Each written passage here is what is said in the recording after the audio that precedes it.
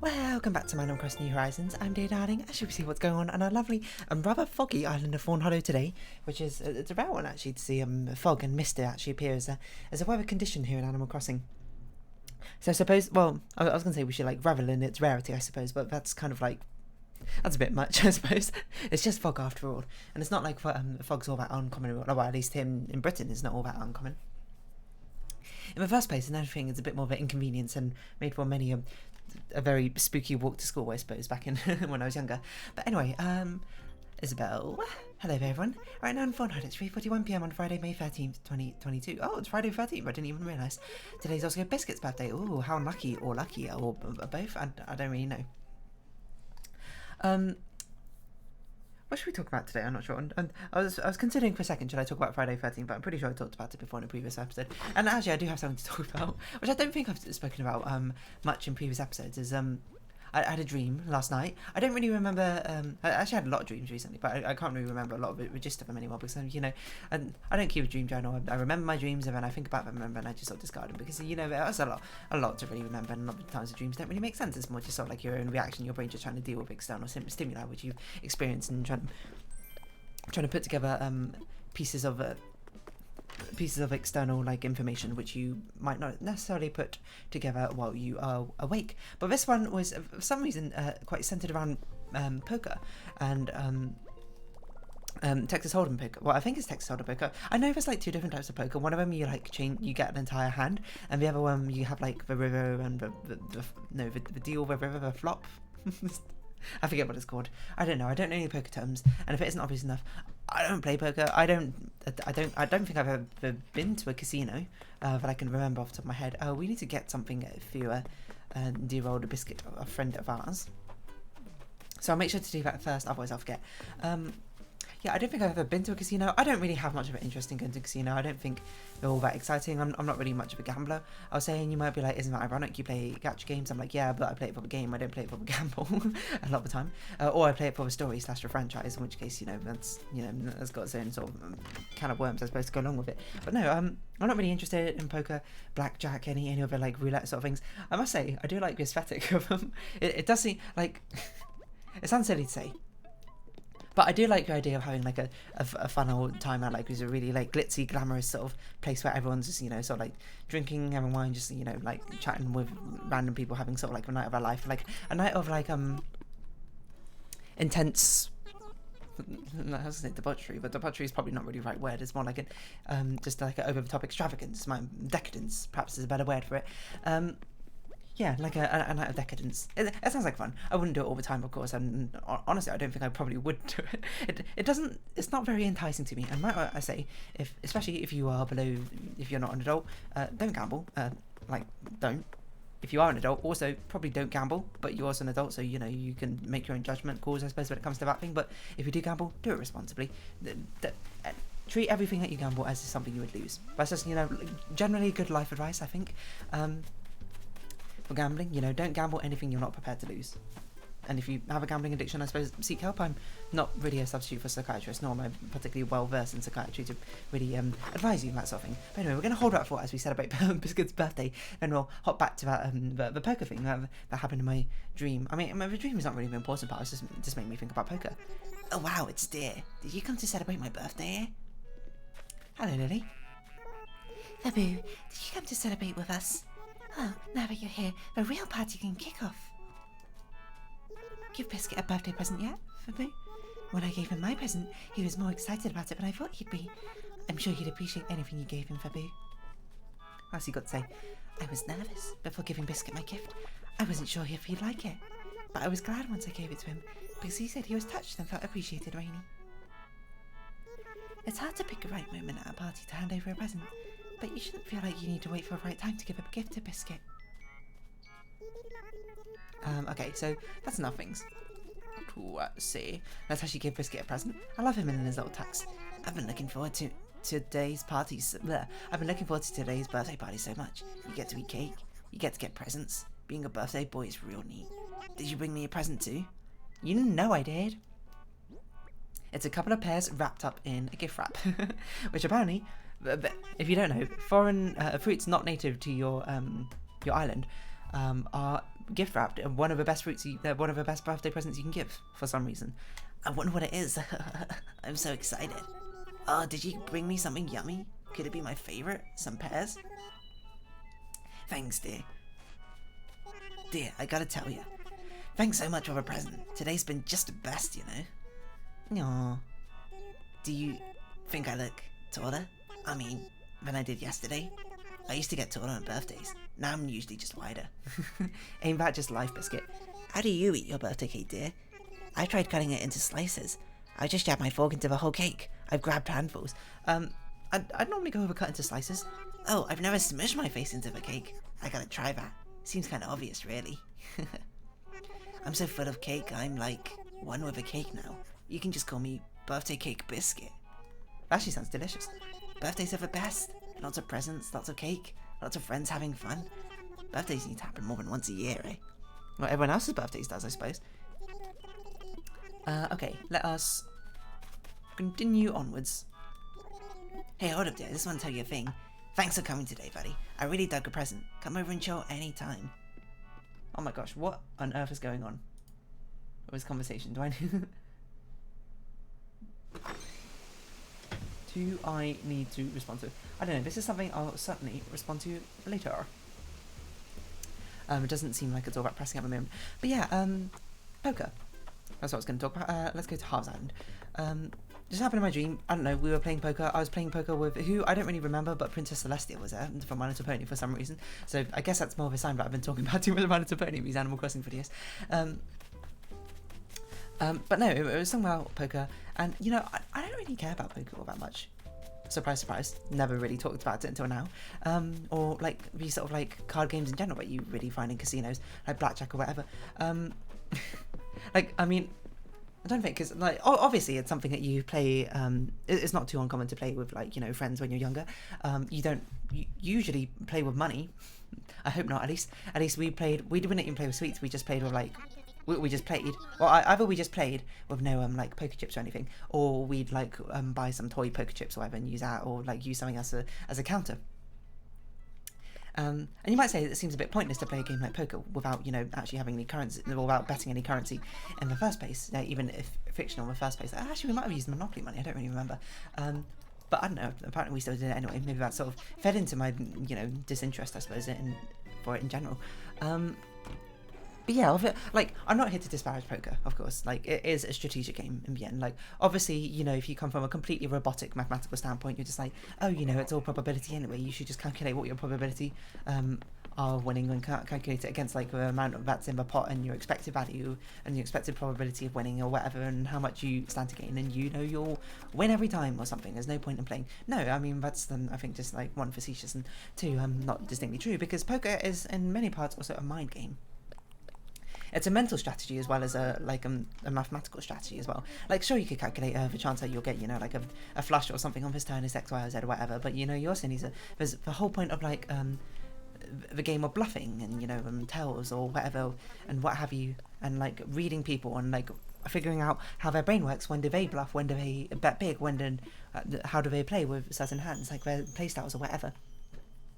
There's a lot more going on to poker than perhaps you might initially think, and I feel like most of the game might actually be wrapped up in the actual mental, sort of, the mental battle you end up having of, like, trying to, like, psych each other out or whatever have you. I'd imagine, I'm not a pro poker player, so I can't say I actually know.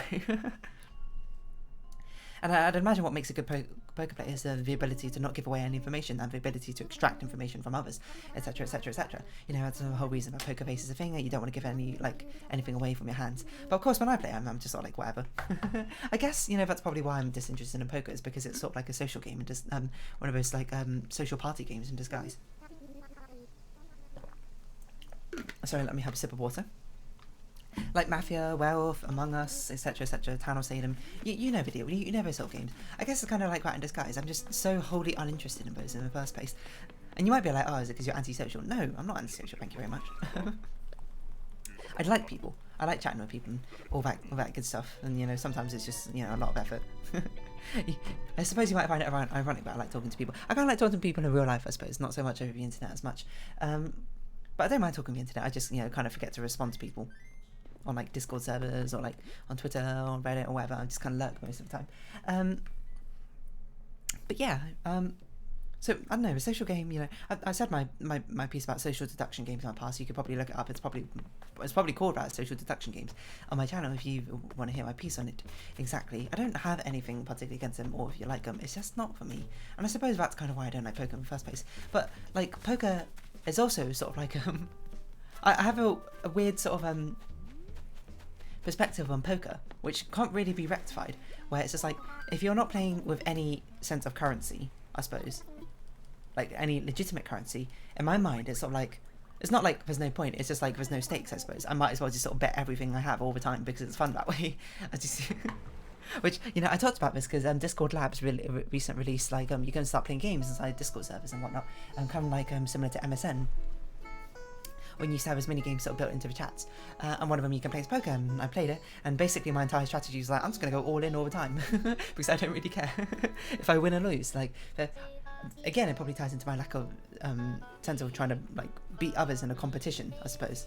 I kind of just want to do my best, but poker, I'm not interested, I suppose, in upping my poker skills, so I'm sort of very sort of laissez-faire with that. I have a very laissez-faire attitude to this thing in particular. Not to other things necessarily. I always do my best, of course, in other things, but poker I'm just like, oh, whatever, I'll just like all in.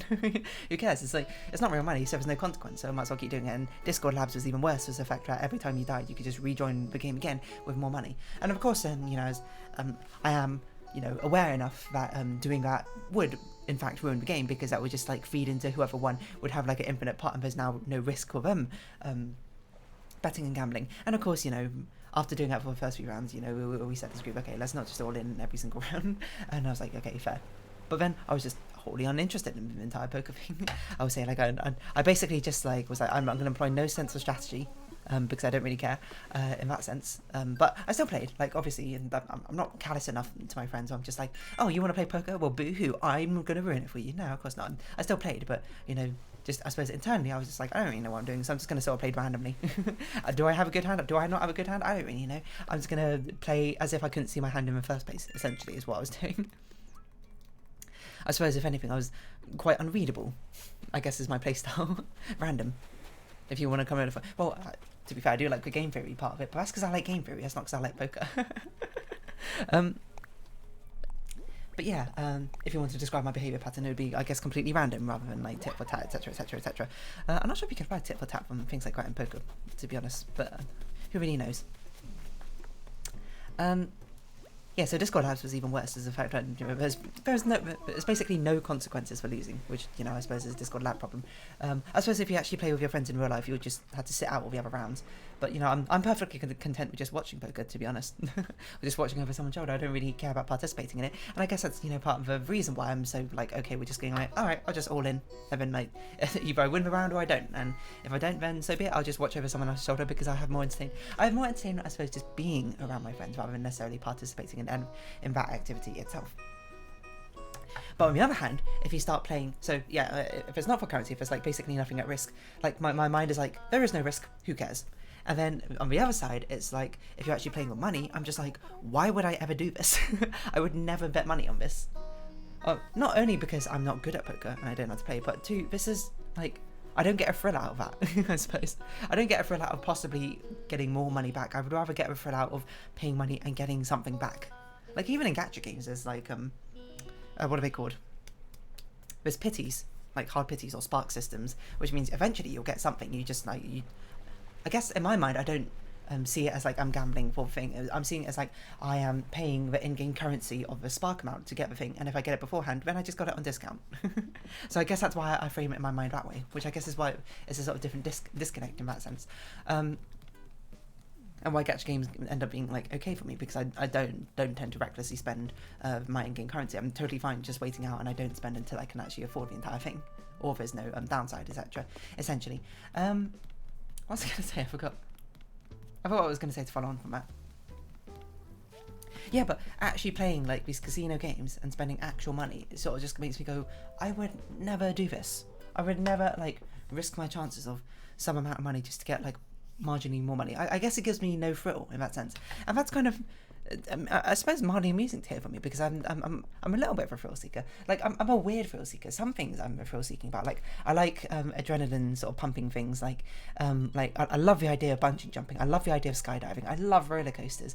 I love doing things which people conventionally find spooky, I suppose, in that sense, like high ropes, like walking on trapeze, like up in the air. As long as it's safe, I'm totally fine with it, you know. Skydiving with an instructor with a parachute and a backup, yeah, perfectly fine. Roller coaster, they've been thoroughly checked to make sure they're incredibly safe. Totally fine with riding. Bungee jumping, again, as long as I do it as a licensed situation and they've done all the checks and put in place, totally fine with just jumping off the actual bridge and attached to a bungee cord. I'm not insane, like I'm not like I'm not that much. I don't go that far where I'm just like, oh, you know, I totally like jump off between like two buildings, you know. Because I'm just like, okay, that's just ridiculously stupid. Okay, ridiculously reckless, I suppose. And especially with someone of my physicality, I don't have that level of parkour to be able to confidently, I suppose, land it. So I am thrill-seeking in a certain sense, but, you know, that sense of gambling, I suppose, is not thrill-seeking enough. So that's a problem where I have with things like poker, especially. It's that, like, if it's not for anything, I'm just like, there's no interest, I have no investment. And if it's for something, I'm like, I would never do this. now I don't want any investment in it. So I guess there's kind of no winning. And that's kind of fine, you know. I mean, there's going to be things you like and things you don't like. I don't mind card games, I will say. I don't love them. Like, I've played a few of them. Like, you know, I've played Cheat before. Cheat's kind of amusing. And if you play Cheat with me, you can see my, again...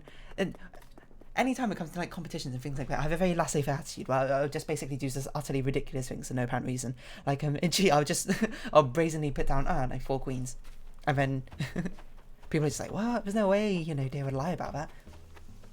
And then it turns out, you know, and then like 2 turns later, I'll put down 4 queens again. And you're like, wait a minute. Is this a lie or is that one a lie? And it turns out they were both lies. And, you know, 3 turns later, I again put down 4 queens. And then I win. Because that was the actual legitimate 4 queens or something at that point. I love, you know, I'm very like, you know, I'll go all out in these sort of games. I guess part of me, like subconsciously, part of me likes to do very unpredictable things in these sort of games, you know, because I love the idea of game theory and like the expected like strategy or whatever to do that. And I also love, I suppose, taking delight in upsetting it, you know. Because, you know, I love the idea of having, you know, expected strategy. This is what you need to do to get the maximum amount of things you do. If everyone's playing like sanely, etc, etc. But also I like to upset it. Like once you know about it, I'm like, I want to make sure I can like sort of upset that that balance a little bit. If someone comes in trying to play an optimal strategy, I'm going to completely upset it by basically playing not as you should. In that same sense. So I guess that's kind of why I like to all in on Pokemon anyway. I'm just sort of like, you don't know what I'm thinking, because I don't know what I'm thinking. I'm just all in all the time anyway. I can't recommend it, by the way. Don't do that. Be sensible with your money, certainly. But all the times I've actually played poker, I don't think I've ever played any sort of gambling game for actual money. I don't intend to. It does not seem very interesting to me. But yeah, I don't know. Poker in itself is an interesting enough a game where I'm just like, I can see the appeal behind it, but it's not appealing to me. It's perhaps the way to put it. And it always makes me think back to things like card games. People love playing poker, like, especially a lot of my family friends, or sometimes my friends as well. I'm just like, I don't really care about this. Like blackjack's like okay, at least, because you don't really have to do anything with blackjack. I'll be honest, you just go hit me or stay, and it's very easy just to like sort of do it mindlessly, being like, oh, 16 and above, stay. Anything lower, hit me. And then just randomly going hit me out of nowhere, just to test your luck, etc, etc.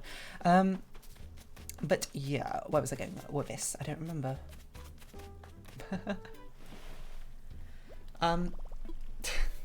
Yeah, like, I didn't mean to customize. Hold on, we're meant to sell things, aren't we? I forgot what our missions were. Ah, yes, we're meant to do the exercises. What was that noise? Did you just hear something meow? Or am I losing my mind? So poker in itself is not very interesting for me. And it makes me think, you know, back into the things where, like, minigame collections or things like that, which often had poker or, like, card games as one of the things. And I always, like, never found it interesting. And the one I always think back to is the one I played a lot when I was younger. is a new Super Mario Bros. Had a mini. My voice. A new Super Mario Bros. Had a mini game sort of collection where you can basically play all these sort of different games, and you know, one of the games was basically like this fine Where's Waldo sort of thing. I can't remember what the others were off the top of my head, I'll be honest. One was like a flower picking one. What's it called? The game of Nim, I think. Where you basically like pick flowers off a thing and you had to make it land on you if it's love me, and make it land on someone else if it's love me not. And you can pick 1 to 3 flowers every turn, if I recall. I forgot where I was going with this.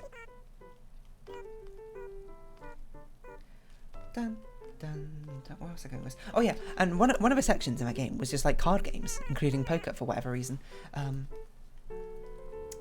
And I just never found them interesting. I always found the card games very boring, I suppose. The appeal isn't there for me in these card games themselves for whatever reason. I don't think there's very many card games which have appealed to me. I always like the concept of card games more than actually playing card games themselves, which is always very strange to say. Like playing card games, this is not like I'm trading card games. Although, to be fair, I don't really think I play many trading card games either. But like, you know, poker, not all that interested. Blackjack, it's simple at least. Hearts, I'm wholly uninterested. Solitaire, Spider Solitaire, only interested in playing them on Windows so you can get like that card effect with all the cards bouncing around everywhere. That's kind of fun. What sort of cheat? I do find at least a little bit interesting because you can do some very wild and wacky things. There's that game called Mao, or it might be called President. I can't remember. It's a one where basically there's some made up rules where like every time you put down like a 7. Oh, I should tell the story. I don't think I told the story before. It's basically a game where if you know how to play, you basically go to your friends and be like, the only rule is you had to get rid of all your. The only rule you know is that you had to get rid of all your cards. You win when you get rid of all your cards. But then there's actually like hidden rules which play, and one person plays as the game master. Or actually, what's this game called? I feel like it's called Mao, but that might just be a UKism. It might have a name in other languages. Mao card game. Yeah, it's called Mao. The aim is to get rid of all your cards without breaking unspoken rules, which, you know, vary by person. And one person is basically like the chairman, that is, and they end up enforcing the rules. But it's best played with everyone else who doesn't know the rules. So then the rules are things like every time you play, every time a rule is broken, the chairman goes, that's a penalty, and then gives you a certain amount of cards from the deck or whatever. And the rules are always things like if you play a 2, like return reverse, gameplay reverses, like return order reverses. If you play like a 5, the next person skips a go. 7 does something. I can't remember. Hold on. Rules to play. A face value reverses order. No, ace. Oh yeah, aces. No, hold on. I don't remember. And you had to match like the suit or the card number or something on top of each other. Anyway, you had to make up these sort of rules. Also, oh yeah, you're not allowed to talk unless a rule allows you to talk, I suppose, for a game. And then sometimes you had to declare like a last card in your hand or whatever. And basically, the first time you play, it's the fun of it is sort of basically trying to figure out what the rules are in the game. You're sort of just playing and being like, why is everyone getting penalties? And I remember I was introduced to it with like a group of my friends or whatever. I think it was like, when was it? It might have been after, like, on our last day of school, actually. You know, we went to our friends who lives nearby the school and played a game there. I remember we played it, and he basically introduced to us the concept of the game. We had no idea what's going on, except for, you know, my puzzle brain immediately went, okay, I need to solve exactly what's going on in this game immediately. So I figured, you know, I was just like, okay, I see. So every time this number's played down, we're breaking a rule, and then I basically just like try to indicate to the others, like, you need to experiment, like try like skipping turns or try reversing order to see, or doing like drawing another card to see like exactly what the new rule is, etc, etc. And then like my friend told me afterwards, like, I never had a situation where I played the game and then one person, i.e. me, basically gave hints, like, and constantly reminded everyone what the rules were every single time something was played, because that's what I did. As soon as we figured out exactly what the rules were, every single time that thing was played, I would do a visual indication being like, this is a rule. So when a 7 was played, I would like rotate my finger being like, hey, remember the turn order's reversed. And when a 2 was played, I would be like, remember your turn is skipped, or something like that. But I did it, but he was like, I've never had somebody do that, and I wasn't really sure what to do, because you weren't breaking any rules, you weren't talking or anything, you were just helping everyone. And it made me think, because I was like, you know, despite the fact this was meant to be obviously a competitive game, my initial instinct was like, I need everyone to be able to get through this together. Which I honestly find very funny in retrospect, and you know, I suppose it's very reflective of my personality and how much I don't care for competition in these recreational things. And I'm just sort of like, you know, I'm perfectly fine with sacrificing my own position in this game to make sure that everyone else gets a good chance at succeeding as well.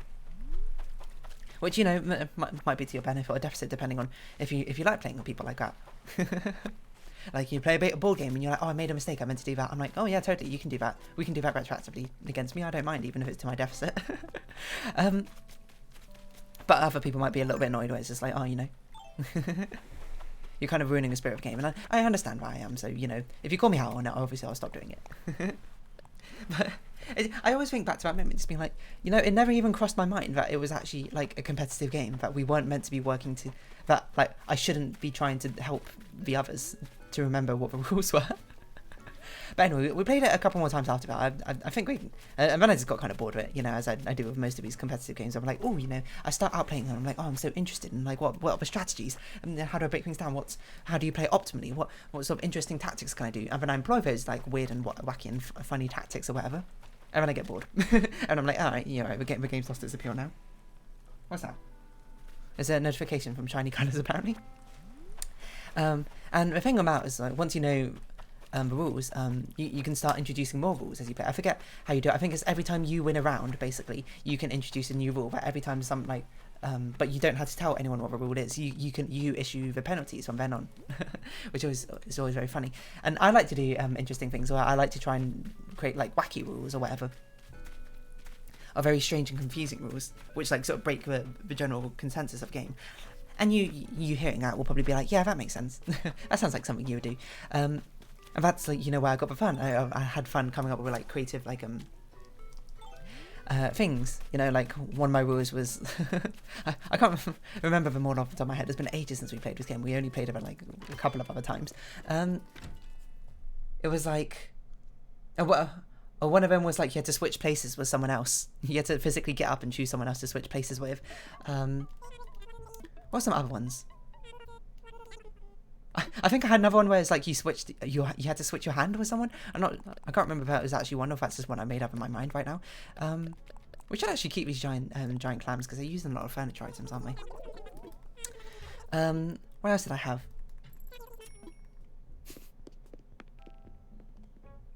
I can't really recall. I probably had, like, weird and wacky things. Like, one of them is, like, you had to, like, straighten up the pile of cards in the middle or something. Or if it's already straight, you had to, like, sort of mess them up again. I can't remember. I just basically made these really weird rules instead of things just, like, draw another card or skip a turn or anything like that. Because that's where I find the most fun, I suppose, doing these sort of things. So, yeah. I guess, yeah, card games. And we haven't played MAO since, and honestly I'm kind of fine with it because I'm not at all interested in playing MAO or any sort of card game anymore. Actually, I talked about a different card game before, a Chinese one called Finding Friends, which I love the concept of, but I would never play it because it takes so long. But yeah, you can see that video for yourself if you're interested in rules. What else? I don't know what other card games. I guess we'll sort of round ourselves here, but, like, playing card games is not for me. Poker, especially not for me. But anyway, if you have been watching, thank you very much. It's been Animal Crossing New Horizons. I've been Dear Darling. Any likes, comments, subscription shares are greatly appreciated. Join me, Dear Darling, Discord, follow me on Twitter down below. Hope we see each other again, but for now, it's our farewell. So until next time, bye-bye for now.